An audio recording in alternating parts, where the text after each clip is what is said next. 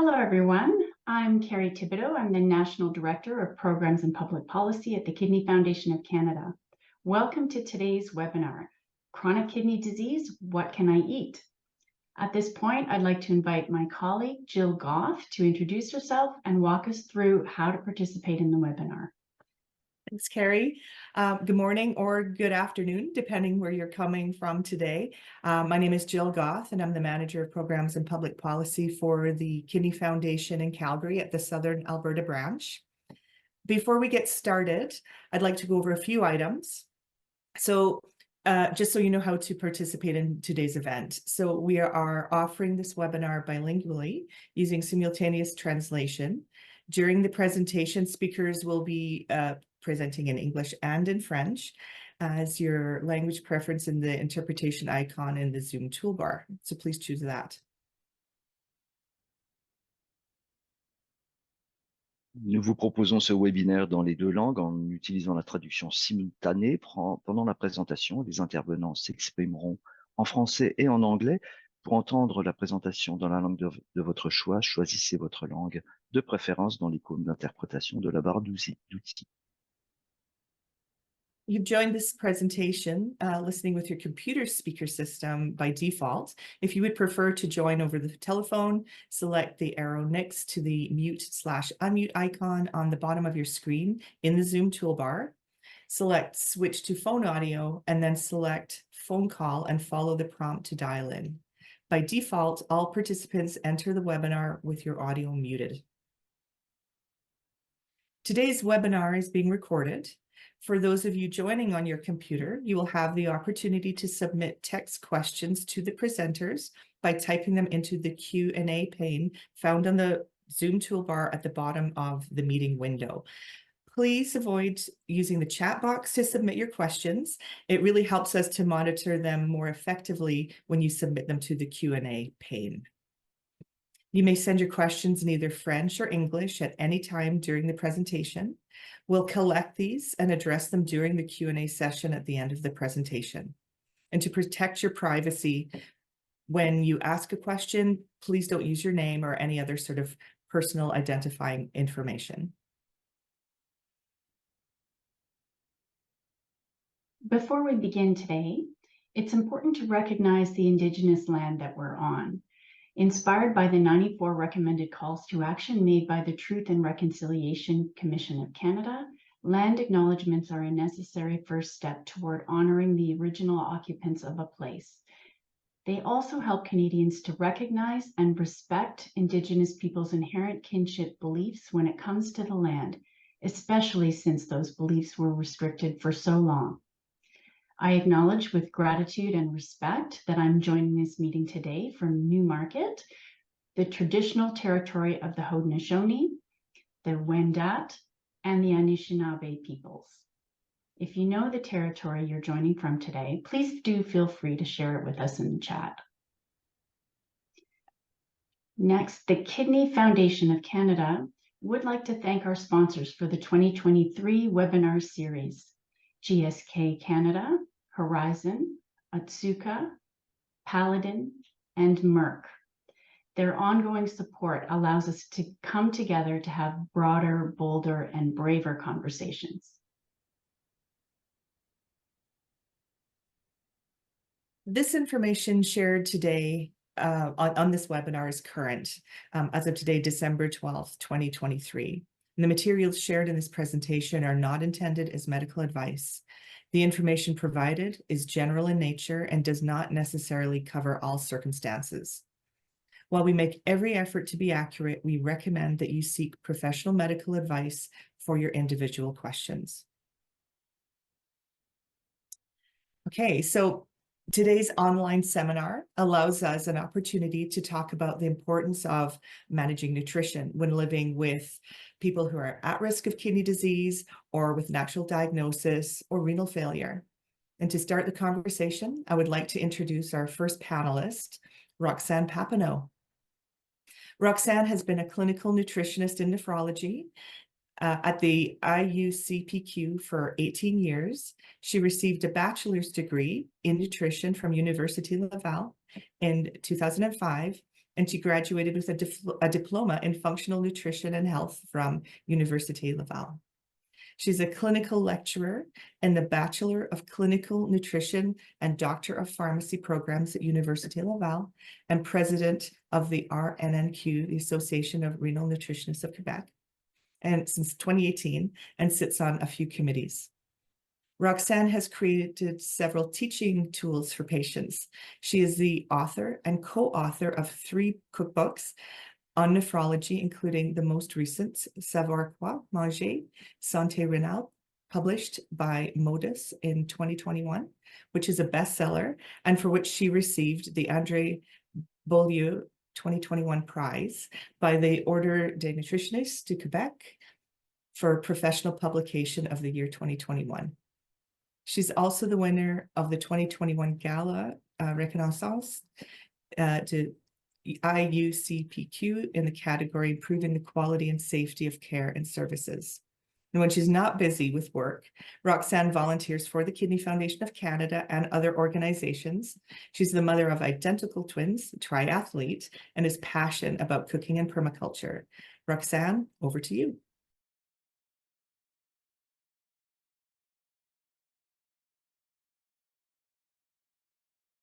Hello, everyone. I will share my screen for today's presentation.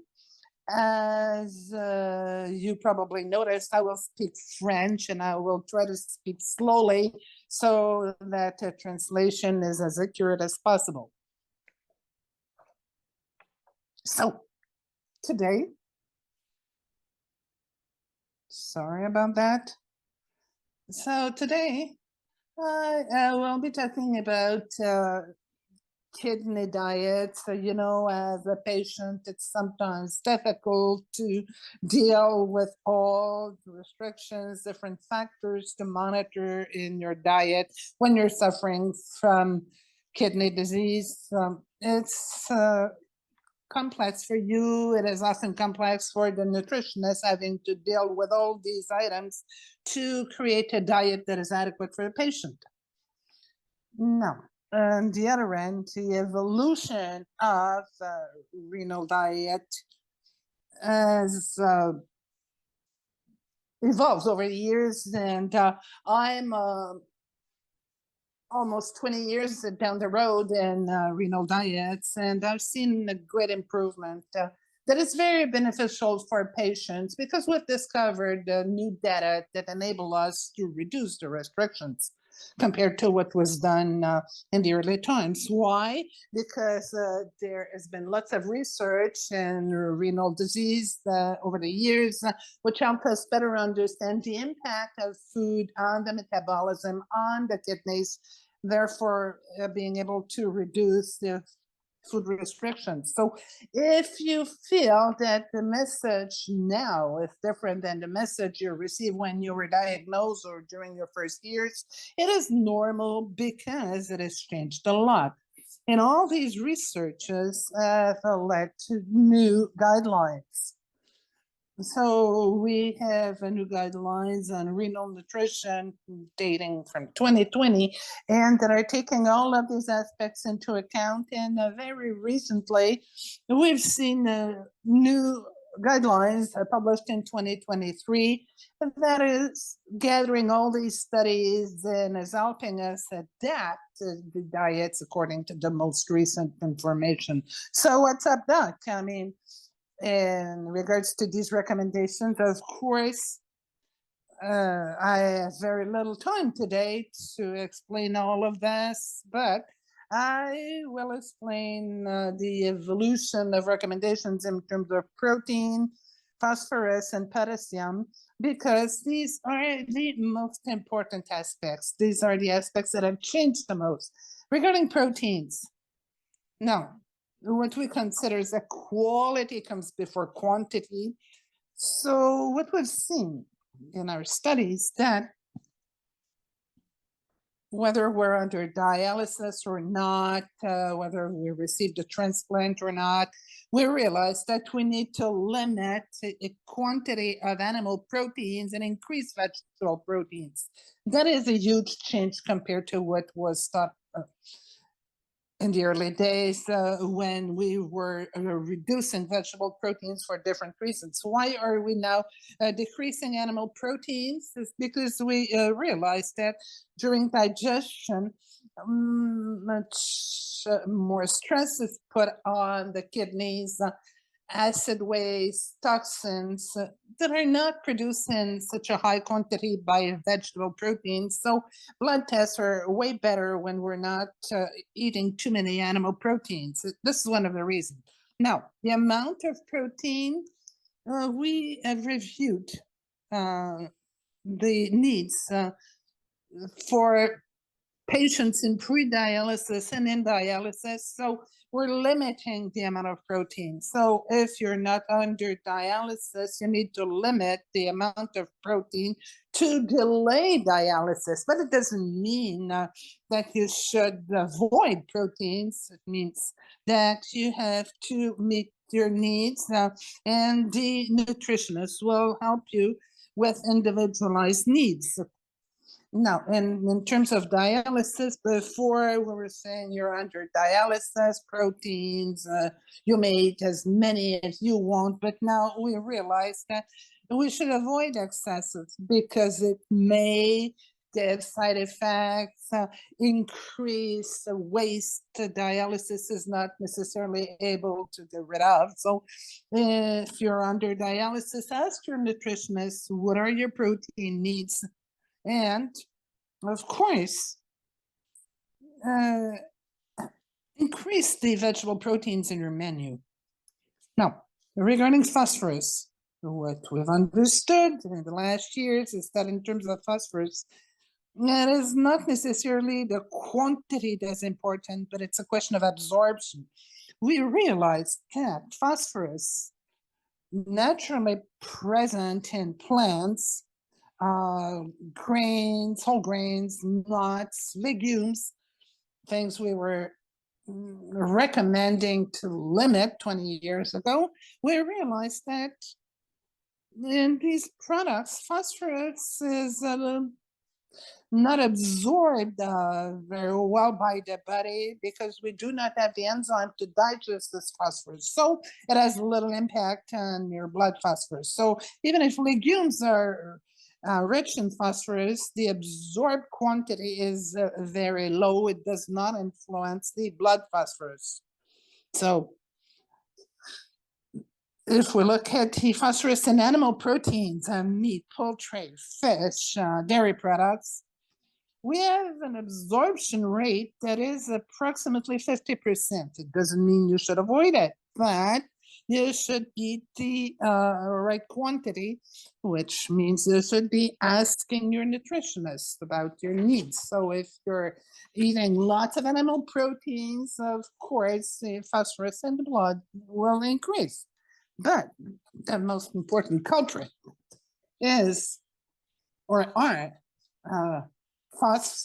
these are phosphated additives added by the industry in processed food, fast food, deli meat, colas, processed cheese. And as this phosphorus has been added, it is easily absorbed by your body, therefore has a major impact on your blood phosphorus levels. So overnight, you see an important increase in blood caused by the consumption of these additives. So for phosphorus, it is not mandatory in the nutritional values, it is optional. So if it is not written, it doesn't mean it is absent. So it's done on a voluntary basis. And if it's written, it doesn't take into account the absorption rate. So it doesn't mean a lot. In some cases, it may be highly absorbed. In other cases, not at all or very little. So if you need to monitor your phosphorus, read the list of ingredients. And then you should be looking for phosphorus. So here we have some examples. When we see phos and the list of ingredients, these are phosphorus additives that will be highly absorbed and may increase your blood phosphorus rate. So here we see these products, but some products that look a little healthier, like cereals, desserts, might also include additives or ingredients. So check the ingredient list when you're buying these items at the grocery store. Now, as regards potassium, a lot has been published on it in the last years. And what I would say is that we need to find the real culprit. And if we have too high a potassium level in your blood, is it due to your diet? We need to know that a high level of potassium in blood may be caused by different condition, and it's not necessarily caused by high dietary intake. In the old days, when the potassium rate in the blood was high, we were thinking that a patient was eating items they should not be eating, and fruits and vegetables. But most patients I'm working with, and the most part of the population, have inadequate potassium intake. We need to know that potassium is not a bad thing. On the contrary, potassium has the contrary effect of sodium on blood pressure, is protecting your heart. So we need to watch and be aware of the bad sources of potassium. In studies, we saw that when we were trying to assess if a population was eating a lot of potassium or not, we couldn't see a difference in the blood potassium levels. And it was in dialysis or in pre-dialysis. So we were never able to establish a relation between patients eating lots of fruits and vegetables have higher potassium levels. No. And diet is just explaining 2% of the variability of potassium in blood. So there are other culprits. The new guidelines are no longer suggesting limiting potassium because most people suffering from hyperkalemia are not eating too much potassium. So we will look for other causes of hyperkalemia. Most of them, well, the most important is metabolic acidosis. So what is it? It is the increase of acids in the body because the kidneys are not able to get rid of these acids anymore. So if we're eating lots of meat protein and not enough fruits and vegetables, it increases the acidity in the blood. Potassium will get out of the cell, will get into blood to control the acidity. So it increases the potassium level, but it's not because you ate too much. There's also high blood sugar levels. So potassium needs insulin to hide in the cells. So if your glycemia is very high, potassium will remain in the blood. So it has nothing to do with a specific food. Constipation is another factor important to control potassium in the blood. When kidneys are not working properly, the body being well made will adapt, so the gut will become a way to excrete potassium to help us. But if a patient is constipated, there's no way to get rid of his potassium. This is a reason why we're trying to encourage people to eat more fibers in order to have a regular transit to be able to get rid of potassium by the gut. And there is one or many culprits in diets, and it's food additives. So as is the case for phosphorus, so we have seen that potassium will be absorbed more or less according to the type of potassium and the source of potassium.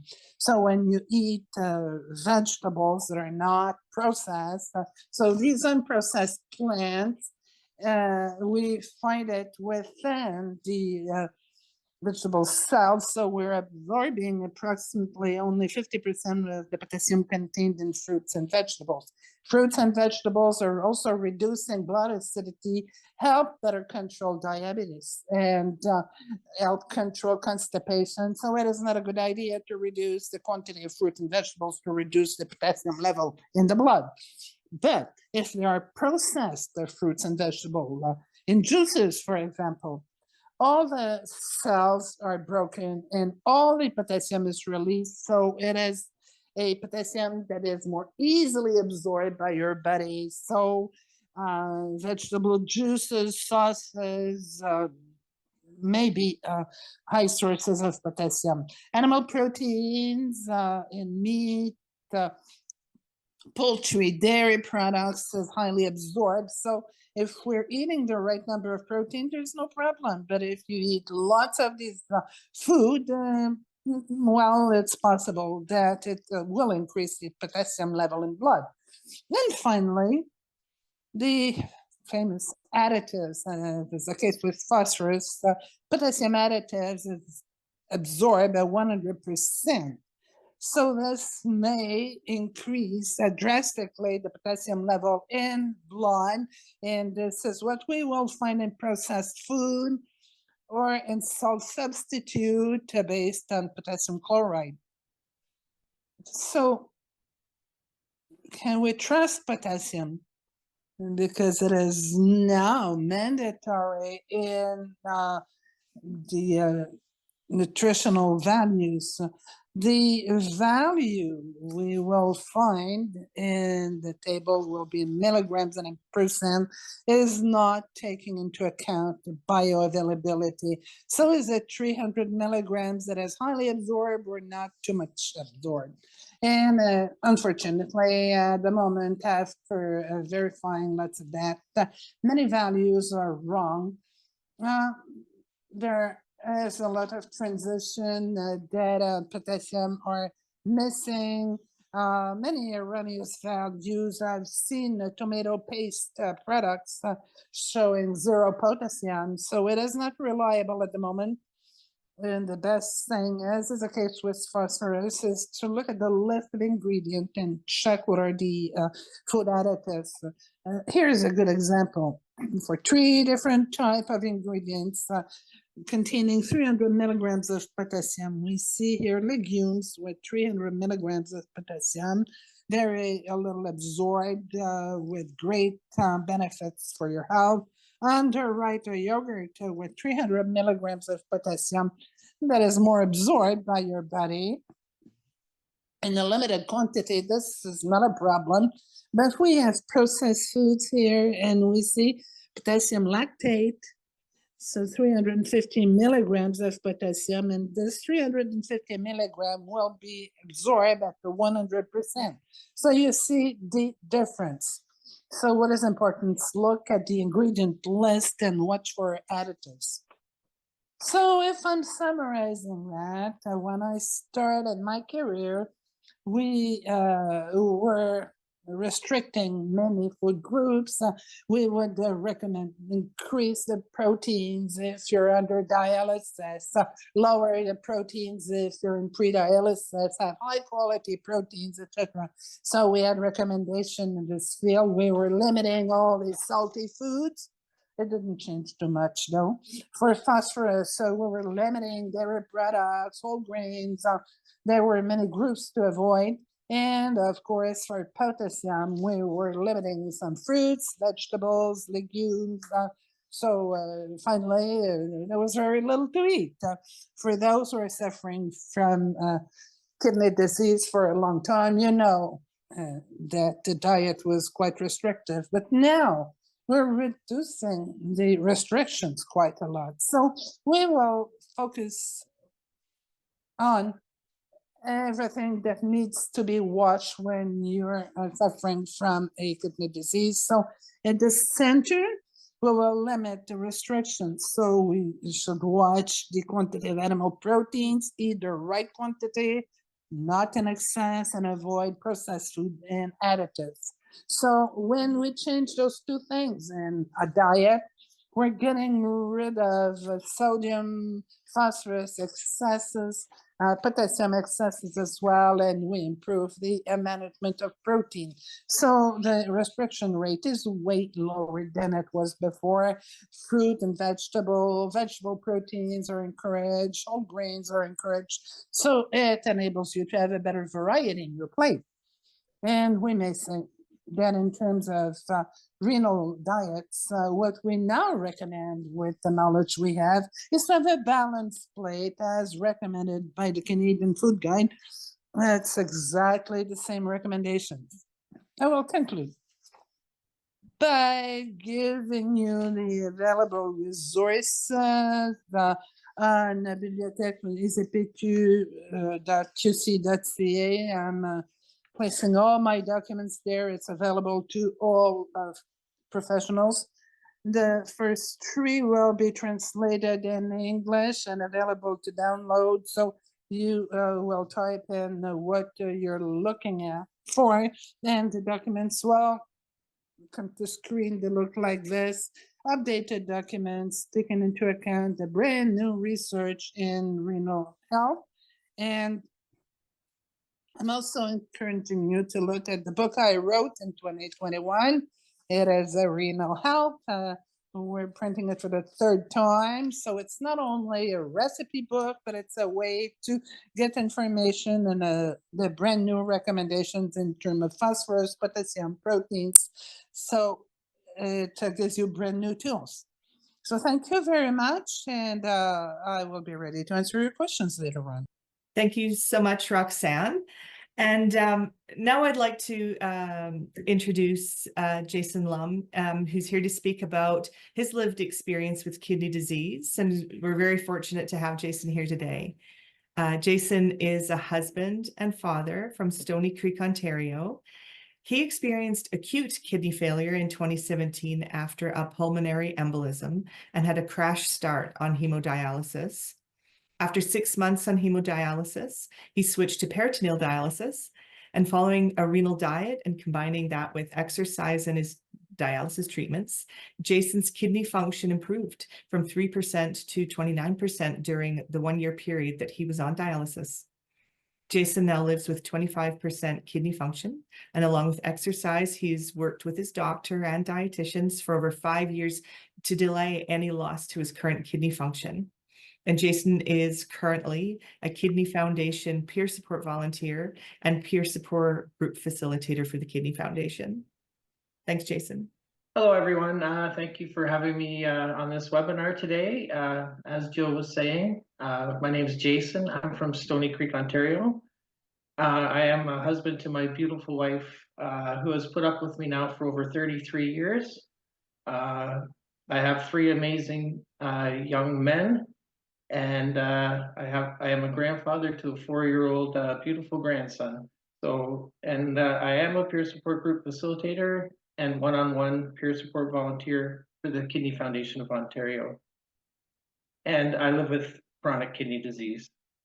My journey started back in 2017 in November. It was just your normal average day. I was working afternoon shift. And I went into work, and partway into my shift, I started having a lot of trouble breathing. The person I was working beside said, "You don't look really good, Jason." I said, "Yeah, I'm not feeling really good. I don't know what's going on." And I tried to push through it, but after a little while, I decided, I think I should go home. And I was lucky enough, my friend, he was the brains of the operation that day, apparently, because he said, "You're not going anywhere. I'm going to take you to the nurse's office." So I went to the nurse's office. She ran a bunch of tests on me, and they thought it would be best if I was transported to the hospital. So they rushed me to the hospital with an ambulance, by ambulance, and they ran a bunch of tests on me at the hospital and discovered I was having a pulmonary embolism.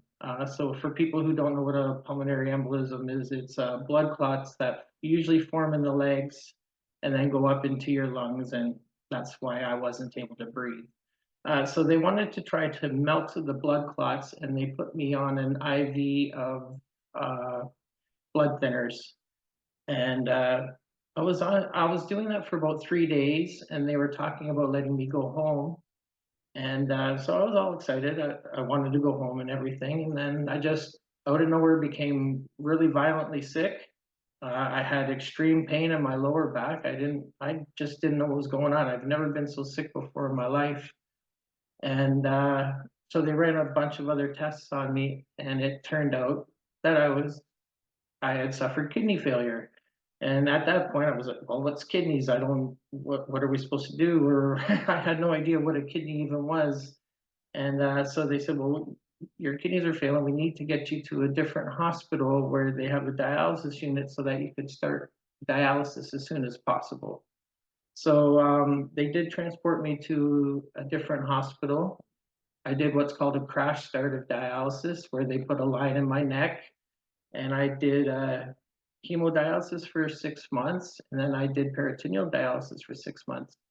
My doctor had told me that because I suffered acute kidney failure, there was a chance that I could regain some function back. And I was thankful that in the year on dialysis, I went from 3% up to 29% kidney function. Now, it is very rare for that to happen. And what's also very rare is I've been at 25% kidney function for about 5 years now. And it is because I work closely with my care team and a dietitian, my doctors, pharmacists. They've all helped me stay stable for at 25% kidney function. They're not sugarcoating anything, though. They did say it's only a matter of time before I'm going to be back on dialysis because of my age and everything, but I am trying to prolong it as long as possible. And as Roxanne was saying, everything's been changing even over the past 5 years with blood work and everything else. My diet's constantly changing, my medications are constantly changing, and I'm thankful that I have such a good care team that I'm working with to help me maintain my kidney function at 25%. And along in this journey, I also started learning how to cook and trying to prepare safe, renal-friendly, safe meals, and things is even making my own sauces and salad dressings and things like that. So anyways, it's been a big learning experience, and it's not easy. Sometimes some days it's more of a struggle than it is other days. But I'm just not living with chronic kidney disease. I'd like to think I'm thriving with chronic kidney disease, and I'm thankful that I can keep staying stable, and I'm thankful for all the opportunities that the Kidney Foundation has given me. And having said that, I just do want to take this opportunity to say thank you for all of you for joining us today. I also want to thank Roxanne for her presentation. I'm looking forward to getting to try some of these new lifted restrictions and everything like that. And thank you, Jessica. I can't wait to hear your story when you present. And I want to thank the Kidney Foundation of Canada for hosting this amazing webinar. And thank you again for giving me the opportunity to share my story here today. Thank you very much. And I am more than happy to answer any questions. Well, first of all, thank you, Jason. You're very welcome.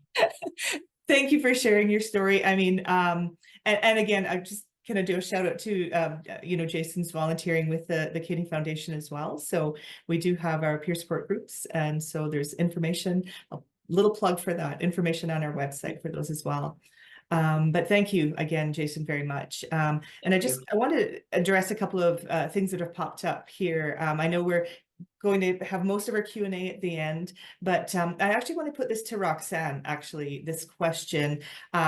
Jason, you can jump in as well, but there is, and we see this over time, even at our branches, this just a clarification about acute kidney disease, chronic kidney disease. I think especially when people are diagnosed with CKD, chronic kidney disease, we talk about delaying progression and holding it off. We never really talk about getting better. And so therefore, we've got some questions about what did you eat to get your kidneys better? What was a type of dialysis? Did it help you get better? And I just wonder if Roxanne, you might want to even clarify that from the more medical sense, or if Jason, you also want to jump in after as well. Thank you. Merci. En fait, il y a une... Well, actually, there is a difference between acute kidney disease and chronic kidney disease. And acute kidney disease occurs quickly, maybe caused by taking a drug that is toxic for kidneys, dehydration, kidney stones. There are many causes, and that's it's acute. We're expecting recovery. Recovery may be complete or not, as in the case of Jason, for example. You may have renal function at 100%, down to 10% during the acute kidney disease, and then when it's corrected, go up to 50, 60, and in some cases it may come back to 100%. So this is the acute kidney disease. So this is normal to see a complete recovery or a very good recovery. Chronic kidney disease is when there is a function that is lower than normal for more than 3 months. So there's nothing acute that is chronic. So sometimes it is something we may stabilize and improve somewhat with good drugs and diet, but you won't see a dramatic increase. And it's possible to have acute kidney disease on top of a chronic kidney disease because the drugs are too strong. So both are possible, but an acute kidney disease may recover at least partially. Thank you so much for that. Jason, did you want to add anything? No, I can't top that at all. I just want to just say, yes, I had acute kidney failure, but now my diagnosis is chronic kidney disease. And yeah, so now I'm at the maintaining stage, I guess. So thank you. Thank you. Thanks very much. Okay, so now I would like to move on, and I'm pleased to introduce our next panelist, Jessica Papineau. Excuse me. Jessica is a neonatal nurse and has been working at CHUS for several years. At the age of 12, she was diagnosed with tuberous sclerosis, also known as Bournville's disease. Amongst her symptoms were polycystic kidneys and liver. She has had regular follow-ups, and it wasn't until after her second pregnancy that Jessica started losing her kidney function. In 2017, her kidney function was down to about 20%, so she started asking her family and friends to see if anyone was interested and compatible to be her kidney donor. Luckily, her mother turned out to be a match, and they started the tests and steps for a living donor transplant. Unfortunately, the pandemic delayed the process, and by 2021, her kidneys were functioning at around 10% and became too enlarged to undergo transplant. Jessica has been on hemodialysis since 2023 and is now awaiting her transplant surgery, which has been pushed to early 2024. During all this time, Jessica has been lucky enough to have a sister like Roxanne Papineau, who is a nutritionist specializing in kidney failure. Roxanne guided Jessica through the early stages of her condition. This enabled her to limit the symptoms of the disease and slow down the loss of kidney function. Over to you, Jessica. Hello. So I'm Jessica. I'm Roxanne's sister. I am 42, I'm a nurse, and I live with renal disease for some years. As she just explained, when I was younger, I had no symptoms whatsoever. Then after my pregnancy, my renal function went down. And in 2017, we had to consider discussing a transplant. My mother was compatible, so we started the process, but due to the pandemic, everything was slowed down, and I have not received my transplant yet. I should receive it at the beginning of 2024. But during this time, unfortunately, my renal condition has progressed. So I had a bilateral nephrectomy, and then I had to start dialysis. So during this time, I had Roxanne, a nutritionist, with me, and she helped me slow down a renal progression, because when we started with the first stage of renal failure, she guided me on things I should avoid in my diet to maintain my renal function as long as possible. And I experienced different stages. At the beginning, it was a light kidney disease, and then it was a moderate kidney disease. So Roxanne was able to guide me at each step, because I had to adapt my diet and quantity of liquids. At the beginning, I was supposed to drink more, but when you're not urinating, you need to reduce it. So with a physician and a nutritionist in my environment, it helped me quite a lot navigating this disease. It helped me a lot because it gave me a chance to slow down the progression of the disease. It was done in a gradual way, and I could reduce the discomfort. Before my bilateral nephrectomy, my renal function was at 8%. I had not to go in dialysis yet. I didn't have all the symptoms, so we delayed the moment I had to start dialysis. Of course, it's not the same for everyone, but in my case, it worked well. But it's important to know to see your doctor.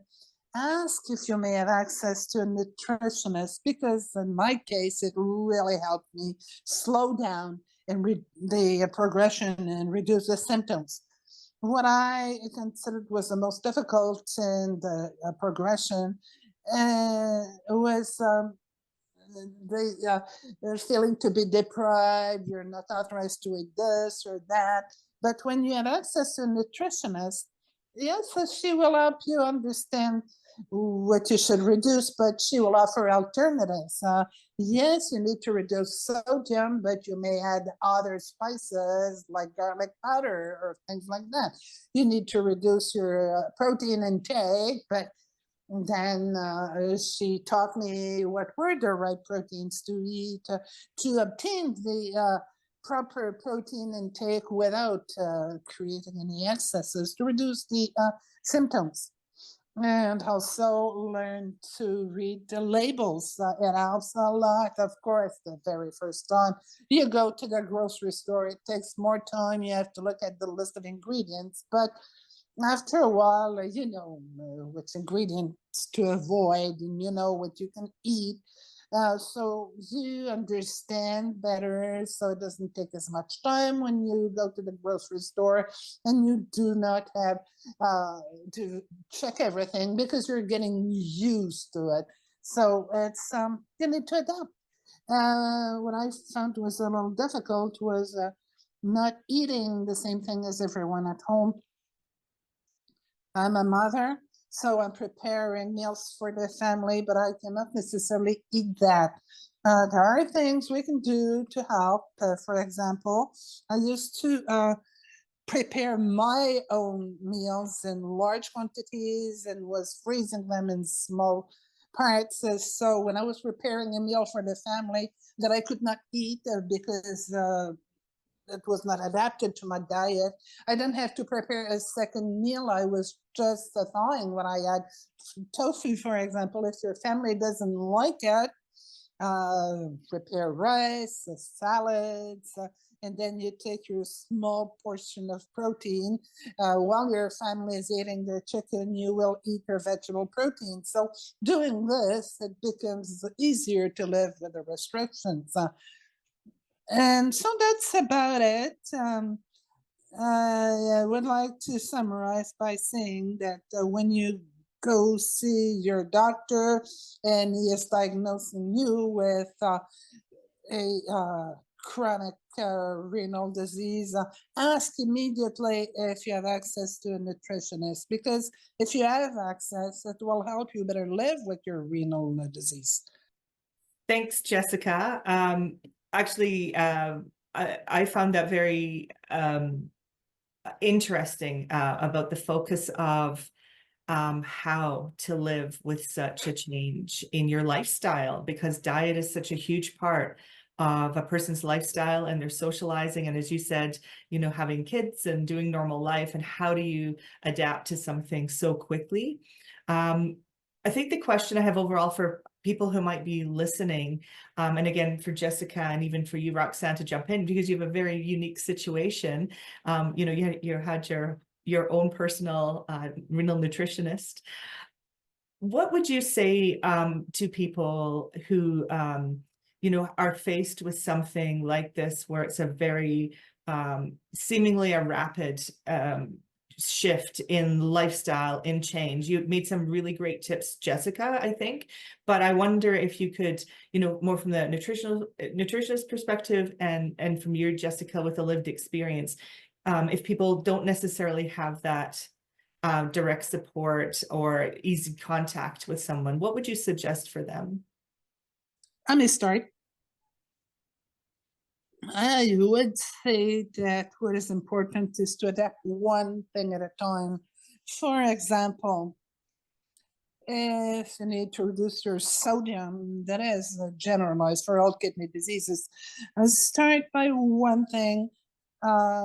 Change your food items one at a time to integrate some changes according to the priority, and insist.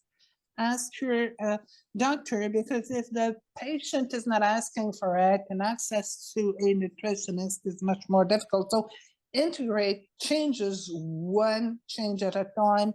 Make small changes in your diet rather than trying to change the whole thing at once. Change one protein, one little thing in a given day, and gradually you'll adapt. And Jessica, do you have anything to add to that? Ben non, Roxane, elle l'a bien résumé. C'est sûr que moi aussi, au début, j'ai pas tout changé mon menu là, la même journée. C'est ça, c'est qu'on y va graduellement, on commence à regarder qu'est-ce qu'on doit retirer, par quoi qu'on peut le changer, puis on vient qu'on s'adapte, on vient que ça vient naturellement. C'est plus quand on va au restaurant aussi, des fois, de faire des choix différents. Ça aussi, c'est de l'adaptation, mais c'est ça, on essaie d'y aller, comme elle disait, là, un ingrédient à la fois, une chose à la fois, puis ça vient, un moment donné, ça vient naturellement, le changement se fait, puis on s'adapte bien. Change will occur naturally. Thank you. Good advice. Thank you very much for that. So now we're going to move on to our discussion through the question and answer.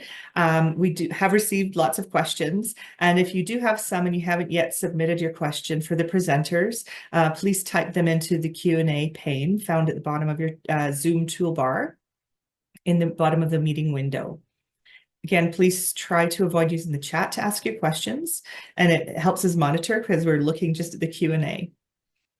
So just as a reminder, we're unable to provide medical advice or even specific information about your case. And because we have so many questions, I've also tried to combine them into themes so that we can answer as many questions as we can at a time. So I wanted to start actually, Roxanne, with some questions people were asking right off the bat about the new guidelines that you spoke of and about where people can access them. And adding on to that, a couple of people asking very specific questions about what the recommendation is in their particular renal program and how it might be different from what you said. So I wonder if you could speak about how people can access those new guidelines, and what would you say about if the information is a little different from what they're getting from their current dietitian? Par rapport aux lignes directrices, donc on a les KDOQI, KDOQI, et les KDIGO, KDIGO. Donc, lorsqu'on tape dans Google KDOQI Nutrition Guidelines 2020, à ce moment-là, on peut avoir accès de mémoire. C'est un article qui est disponible, là, accessible à tous. Même chose pour les KDIGO. Si on va sur le site des KDOQI ou des KDIGO, vous avez les lignes directrices. Donc, vous pouvez cliquer pour savoir quelles sont les nouvelles lignes directrices. Il n'y en a pas seulement pour la nutrition, il y en a pour l'hypertension, il y en a pour les lipides, pour la gestion des troubles osseux, de l'insuffisance rénale. Donc, c'est sur ces lignes directrices-là que votre médecin, votre pharmacien, votre nutritionniste adapte le traitement. On se fie sur les lignes directrices, là. Donc, ça vous permet de mieux comprendre. C'est très scientifique. Donc, faut savoir lire un peu la littérature scientifique, mais c'est disponible sur Internet. Et concernant l'accès aux nutritionnistes, je pense que c'était la deuxième question. Évidemment, l'accès aux nutritionnistes va varier beaucoup d'une région à l'autre, d'une province à l'autre, et même dans la même province, tout dépendant dans quel hôpital on travaille. Malheureusement, c'est pas uniforme partout. Dans certains centres, la nutritionniste va être disponible seulement pour les cas de stade avancé, de prédialyse. Dans d'autres cas, il va y avoir une nutritionniste qui va être dédiée à la protection rénale. In other cases, it will be for kidney protection. So it depends of where you live. And important is to ask questions. Sometimes you may have access to a nutritionist in the private sector. So you need to ask questions, but I believe that the more we'll ask for that, the more we have chances to see these resources become more available to patients, because it is the very basis and it should happen at the very beginning, adapting your diet. Thanks, Roxanne. I just want to mention, though, that I acknowledge here that some of the translations weren't working at the beginning of Roxanne's answer.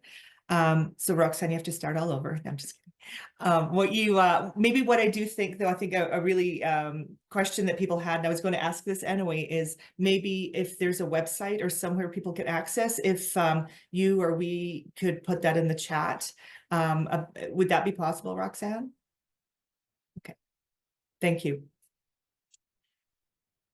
And I think just sort of to sum up also just towards the end there, that when it comes to specific people who have an experience with their renal dietitian in a particular program, it's really about asking questions, right? And yeah, maybe working with having a conversation with them about what's right specifically.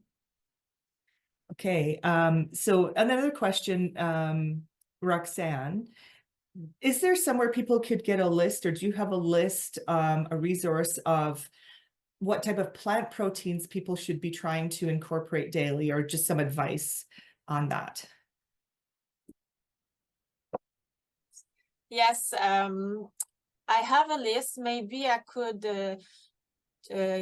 put the list on the chat. I have the English and French version of plant protein and the advantage of each and how to use them. So I will put in the chat the list. Great, thanks. I'm going to call on my colleague Philippe. I know we had a couple of questions in French, and I wonder if he could read those. Oui, certainement. Les protéines végétales sont-elles suffisantes Are pour vegetable soutenir un programme proteins d'exercice? sufficient to sustain an Oui, tout exercise à fait. program? Donc, les Oh, protéines yes, végétales definitely. Vegetable fournissent là, proteins tous les acides are aminaux essentiels parce que dans all une the essential alimentation amino acids équilibrée, on va because manger in a de tout. balanced On va diet, manger des you will grains, on va eat manger everything, des whole légumineuses, des fruits, des grain, légumes. Donc, legumes, il n'y a fruits, aucun problème vegetables. concernant l'apport en protéines et There's la no quantité de problem protéines with avec les protéines the végétales. protein Mais il intake faut savoir que with pour un programme vegetable proteins, d'exercice, ce sont les plant muscles qui proteins. sont But stimulés et les muscles utilisent in beaucoup de an glycogène. exercise Et ça, il program, faut s'assurer muscles are d'avoir assez stimulated de and muscles are glucides, de using bons a glucides dans lot notre of glycogen. alimentation. So Donc, c'est you need to surtout ça qui have va nous soutenir dans good sugar l'exercice in si on veut your faire un programme d'exercice. food. Donc, les grains Glucides are entiers, important. idéalement, So riz that is brun, les whole pâtes à grains entiers, grain, donc pour brown aller chercher là, rice, une énergie sur une longue durée. whole grain pasta to get energy on the Dans le long cas d'une run. ablation d'un rein, In mais case sans of restriction nephrectomy alimentaire, avec un with début de no diabète, food restriction, est-ce with que on doit surveiller son alimentation some de près? diabetes, are we Au niveau to de monitor l'ablation d'un rein, our c'est diet sûr que closely? suite When you à get une a néphrectomie, nephrectomy, nécessairement, la fonction rénale va the baisser un petit renal peu. C'est function normal. will On go a down. It's seulement un rein normal. You have only one qui kidney va du jour au lendemain that filtrer tout ce que le will corps doit filtrer. handle C'est sûr everything the que body si has on to a un handle facteur and de filtrate risque de everything. maladie So rénale, if you une have a hypertension risk ou un factor like diabète, par hypertension, exemple, diabetes, for automatiquement, example, on tombe dans un automatically contexte où on doit avoir de la protection you rénale. La need to protection protect the rénale, c'est kidney. de justement limiter Kidney le sodium dans protection means l'alimentation et limiting éviter sodium in les your excès de diet protéines.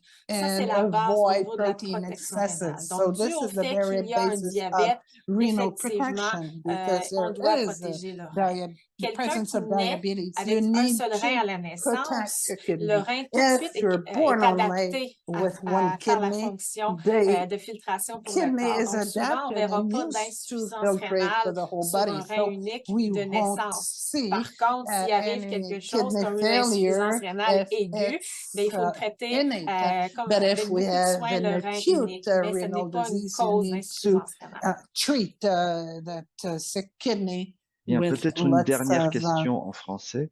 Alors, en care. début de The last présentation, il est question in mentionné French, que the on n'avait beginning of the plus à presentation, limiter le we said that potassium. potassium Faut-il was not faire to be quand même limited anymore, attention aux that aliments qui en shall contiennent we et à leur taux d'absorption? be Oui, il careful faut of faire attention aux the food aliments items qui en containing it. contiennent sous forme Yes, you need d'additifs. to Donc, ça, watch c'est potassium clairement additives. établi. So Donc, food on doit éviter containing les aliments qui potassium contiennent des additives. additifs de potassium. To Peu avoid importe these, là, qu'on ait un problème ou whatever non de potassium, we souvent, have a ces potassium aliments-là, de toute problem or façon, not, sont des aliments these transformés. food Au are niveau des processed fruits et des foods most of légumes, the on ne time. fait plus And de fruits and restrictions, à moins vegetables, que ce there are no soit des more fruits et légumes restriction unless transformés. they Puis, are il faut processed fruits savoir que and le vegetables. potassium, si And we need on to n'en know consomme that pas assez, le bon potassium, potassium dans les if we're végétaux, not les grains, eating ça enough good contribue à potassium l'hypertension. in Pourquoi? Parce que le vegetables, potassium a fruits and l'effet grains, inverse du it will sodium contribute sur because la pression artérielle. potassium Donc, has nous, en an clinique, on regarde le inverted ratio effect entre les deux. compared to Ratio sodium. So what we're sodium-potassium, et doing il in faut the combler clinic les is besoins avec le looking bon at the potassium et sodium-potassium chercher à éviter le balance. So potassium dans we les need to aliments increase transformés. good potassium and avoid bad potassium included in processed foods. Merci. Gilles, peut-être à ton tour. Thank you. Jill? I appreciate that. Thank you. Okay, so the next question, these are sort of, again, I'm trying to group, we've got lots of questions, is really about specifics of types of things to eat. And again, I know that's related to maybe where you are on the spectrum of kidney failure, kidney disease.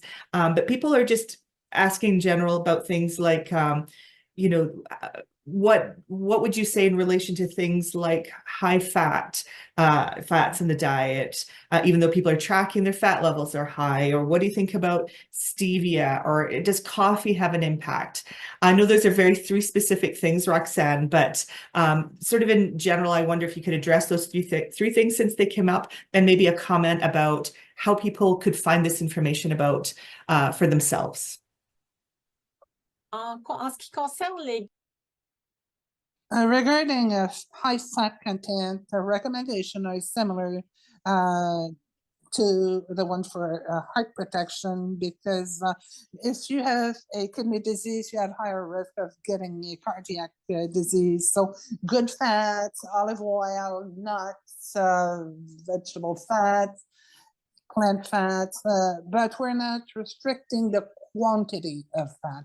It is important to know, oftentimes we'll encourage patients to add good fat in their diet to get enough calories, because if you're reducing the proteins, you need to obtain the proper amount of protein, so, or calories rather. So limiting animal fat, and if we're talking about the cholesterol level in blood, it's not only fats that are involved in the food, in the diet. The best way to reduce blood cholesterol is increasing the fibers in your diet. So improve the quality of what's in your plate to reduce the fat, your blood fat.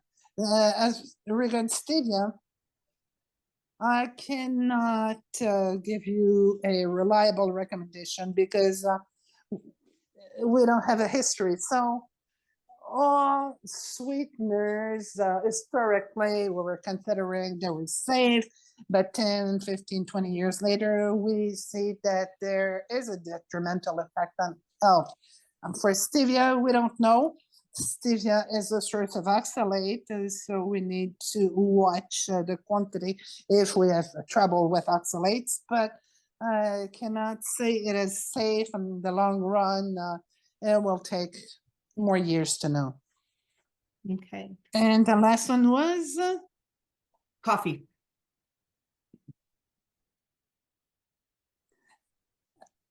And the recommendation for coffee is the same as what exists for the general population. So limit to 2-3 cups a day. Coffee is acidic, and if you're drinking a lot, 6, 7, 8 coffees a day, it is a high source of high absorption potassium and will reduce water intake in the day. So a moderate consumption of tea, coffee, reduce your amount of juices, drink water in greater quantities than other beverages. Thank you. Anytime we do, sorry, Philippe, did you want to say? Roxanne, a completely vegan diet, is it beneficial? I must say yes, because in an ideal world for a patient wanting to delay dialysis, that is what we will recommend, because the waste level in blood, the acidity, phosphorus, potassium is very well controlled with a vegetarian diet. In dialysis, we need to adapt to get the right number of protein, but it's easy to do. But you need to be seen by a nutritionist. And if you are not ready to become vegetarian, just the fact that you keep days without meat or vegetarian meals integrated in your diet, every single time you're adding a vegetarian meal to your diet, it's great. And yes, it helps the renal function. The greatest success I've had with my patients were vegetarian patients. Sure. Thank you, Roxanne. And anytime we do webinars or educational sessions related to diet nutrition, it's very, very engaging, and people have lots of questions, and I acknowledge that we have many, many questions left unanswered. So I would recommend a couple of things. You can always look for information on our website at kidney.ca. We also have our kidney community kitchen.ca site as well. But keep in mind, we do have a broad group of people who are watching us, from people who are maybe at risk of kidney disease, different degrees of CKD. And so what we recommend is to speak to your healthcare professional, and they can help you seek resources and find out who's best to speak with in your particular area. And again, you can always call your local branch of the Kidney Foundation, and we can help you navigate the system in your area. So once again, I would really like to thank our panelists. We have had a great presentation by Roxanne, and it was really great to hear from Jessica and Jason. So thank you once again. The Kidney Foundation is committed to providing information and educational resources about kidneys and kidney disease. And we invite you to visit the Kidney Community Kitchen for recipes, information, and tools, as I mentioned, and to manage your renal diet. Through our regional branches, we offer advice and support in accessing services within the healthcare system and assisting people to access other support in their communities, and offering assistance and self-advocacy. And we invite you to contact us if you have any further questions, or to speak to someone in your community, or access further materials or resources. And when the webinar ends today, your computer will open up with a window asking you to complete a satisfaction survey. And your feedback is so important, and it helps us to continue to improve the webinar series. And we would appreciate if you could take a moment to complete it. This survey is available in both English and French, and you'll find the language toggle on the upper right-hand corner of your screen. And just to end, on behalf of the Kidney Foundation of Canada, thank you so much for attending today's webinar on chronic kidney disease, What Can I Eat? Stay well and enjoy the rest of your day.